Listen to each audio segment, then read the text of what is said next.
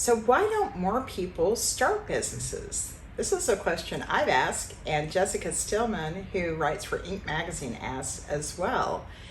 She figured that it is not because of lack of ideas or even lack of resources. The big thing that prevents people from starting a business is fear of rejection. Yes, rejection.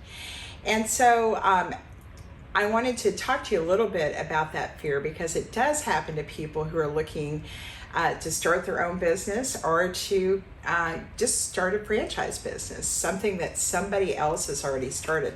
They were the ones who probably faced that rejection when they first came up with that idea, but they were able to prove their system. And so one of the things she talks about is the founder of Bumble, which started out, she was the co-founder of Tinder. When she was starting Bumble, she really had a hard time getting people to buy into her idea, because it was going to be a kinder, gentler type of a dating site. And but what she did is, whenever people said no, or hey, that's a stupid idea, she just leaned into it, and then she used that to get excited, and that was her fuel. So that is one way that you can do that. And one of the things that I thought was interesting about that is, I look and for people who are looking into franchise businesses, I think it's really important to not worry about what other people say. Now, one thing I do want to point out is that if you are looking at a business, make sure that your spouse or your significant other is on board. So then you don't have to go to Bumble or Tinder or whatever to find somebody else.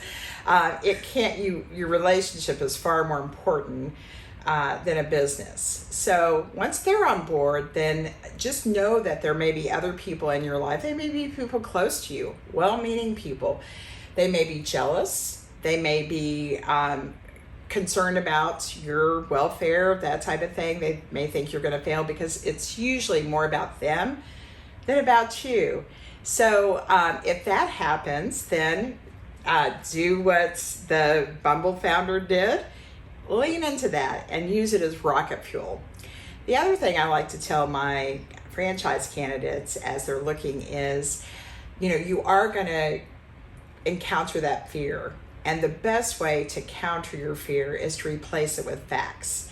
So find out, and I'll help you with this research process if you decide to take it on, to discover what the facts are, what do the other franchise owners do, and use that to replace the fear.